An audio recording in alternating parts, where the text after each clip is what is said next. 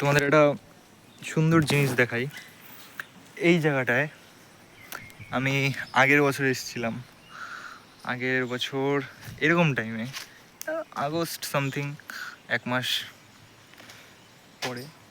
তো এই জায়গাটায় তখন এত সুন্দর লাগতো না, আর এখন ন্যাচারাল ভিউটা দেখো, প্রকৃতি এত সুন্দর। তারপর এই জায়গাটা, এই যে আমরা যেখান দিয়ে যাচ্ছি এখন, জায়গাটা দেখো কতটাই সুন্দর লাগছে।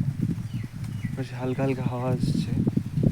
এখানে যেহেতু মুরগির ফার্মে মুরগির বা অন্য কিচ্ছু নেই, ওই জন্য এখানে সেরকম গন্ধ বাতাসও লাগছে না, ফ্রেশ এয়ার একদম যাকে বলে। আর এই গাছটা যে এত সুন্দর লাগছে, মনে হচ্ছে যে এখানে যেন একটা সিনারি হয়ে যাবে। ভালো লাগছে না? ও, আর এদিকে তো আরো সুন্দর জিনিস আছে, কদম। একটা গান আছে না, কদম তলায় কে,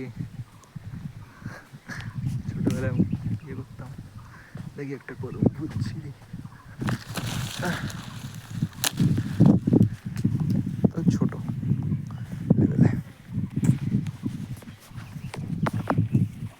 এদিকে আছে বাঁশতলা সামনে, আর এদিকে মনে হয় পুকুর।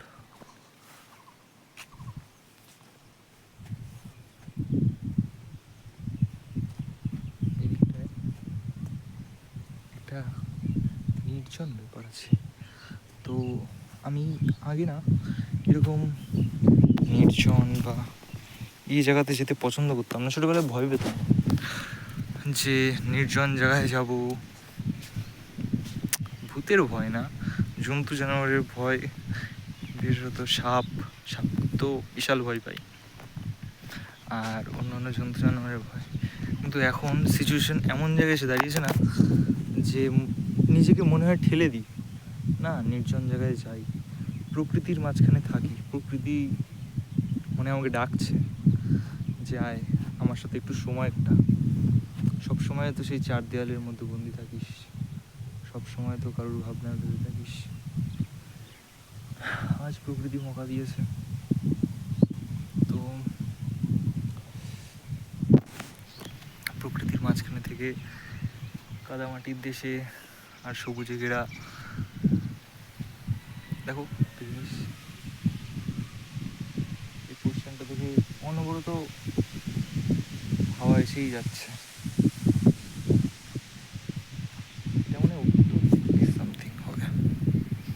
আর এখানে বাঁশঝাড়,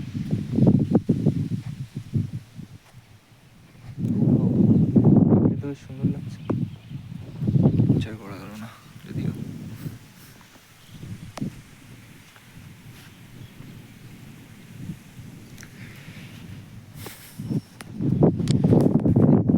এইটা হচ্ছে আমার ছোটবেলার ফেভারিট গাছ, ফুল গাছ।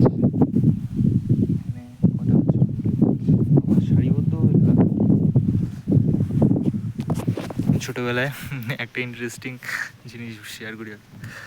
আমি ছোটোবেলায় যখন অঙ্ক করতাম, তো একবার এরকম হয়েছিল কি, এরকম একটা কোয়েশ্চেন এসেছিলো যে এক সারিতে এতজন গাছ লাগায় আর পরের সারিতে এতজন গাছ লাগায়, তাহলে তারা কত মানে একসঙ্গে কত গাছ লাগিয়েছিল বা কিছু সামথিং এরকম কিছু একটা হবে। তো আমি বাবাকে জিজ্ঞেস করেছিলাম, বাবা শাড়িতে কী করে গাছ লাগায়? তখন তো ছোট ছিলাম, তখন মনে হয় ক্লাস এরকম 2-3-তে পড়তাম। তো মানে আমি ভাবতাম, তখন আমি ভেবেছিলাম হয়তো এরকম প্রশ্নটা করছে যে শাড়ির মধ্যে গাছ লাগায়। তারপরে বাবা আমাকে অনেক বোঝালো, কিন্তু আমি তো বুঝতে নারাজ। না বাবা, এটা কীভাবে সম্ভব, শাড়ির মধ্যে কীভাবে গাছ হয়, না তা না। তো সেই কেসটা বাবা তো পারলই না, মাকে বললাম, মাস্টারকে বললাম, ফাইনালি আমার দিদা, আমার সব থেকে কাছের মানুষ আমার দিদা, তো আমার দিদা আমাকে বুঝতে সাহায্য করলো। এই শাড়ি বলতে ওই শাড়ি না যেই শাড়ি আমি বুঝতে চাইছি, মানে পরনের শাড়ি মহিলাদের, তো সেই শাড়ি না। শাড়ি বলতে আসলে সারিবদ্ধভাবে লাইন বাই লাইন যেই গাছ লাগানো বা কোনো কিছু একটা গাছ লাগানো বা অনেক কিছুই হতে পারে। সারিবদ্ধভাবে মানুষ এক লাইনে দাঁড়িয়ে থাকতে পারে, এরকম অনেক কিছুই হতে পারে। তো সেটাকে লাইন বাই লাইনে দাঁড়ানোকে সারি বলে। আমার দিদা আমাকে ছোটোবেলাতে এমন কিছু জিনিস বুঝিয়েছে না, যা আমি অন্য কারোর কাছ থেকে বুঝতে চেয়েও বুঝতে পারিনি। মানে আমি সত্যি বলতে কারোর কথা অতটা বিশ্বাস করতাম না, যতটা আমার দিদাকে বিশ্বাস করি আর মাকে বিশ্বাস করি। বাবাকে তো ডেফিনেটলি করি, আর আউট নলেজ কারোর কথা বিশ্বাস করি না। জায়গাটায় হচ্ছে আমি ছোটোবেলায় ড্রয়িং করতাম। ক্লাস 3, 4 কি 5 এই পর্যন্ত আমার ড্রয়িং সীমিত ছিল। তো তারপরে একটা টাইমে আমি ড্রয়িংটা ছেড়ে দিলাম। তো ব্যাপারটা হয়েছিল কি, একটু মা ফোন করেছিলেন, তো সেই জন্য আর কি ভিডিওটা স্টপ করতে হয়েছিল। তো আমি ছোটোবেলায় ড্রয়িং করতাম, খুবই ভালো আঁকতাম। আঁকার মধ্যে 2-3 বার ফার্স্টও হয়েছি স্কুলে, ক্লাসে, আর খুবই ভালো আঁকতাম। তো একটা সময় এসেছিল আমার টিচারের এরকম শারীরিক অসুস্থতার কারণে তিনি, বলতে হয়তো খুব কষ্ট লাগছে, কিন্তু আমাদের ছেড়ে চলে যান। তো তারপর থেকে আমার আঁকা যে ওই পর্যন্ত স্টপ হয়ে গেল, তারপরের থেকে আমি আর আঁকার দিকে এগোতে পারিনি। আমি ওই আমাদের টিচারকে খুবই ভালোবাসতাম। উনি খুবই আমাকে ছেলের মতো, তো মানে ছেলের থেকেও বেশি, যেরকম এত ভালো করে আঁকা শেখাতেন, হাতে ধরে বকতেন না, সবসময় বোঝাতেন, খুবই ভালো ছিলেন। আর উনি হঠাৎভাবে এরকমভাবে আমাকে যে ছেড়ে চলে গেলেন, আমি সেই শোকটায় আমি আর আঁকার দিকে এগোতেই পারলাম না। আমি একটা ফল তুলছি, এটাকে সম্ভবত গ্রামীণ ভাষায় আপনার আমজাম কাঁঠাল বলে। হ্যাঁ, ওরকমই কিছু একটা, আমজাম কাঁঠাল। তো সেদিনকার কথা মনে পড়লে এখন আমার চোখে জল আসে। তো যাই হোক,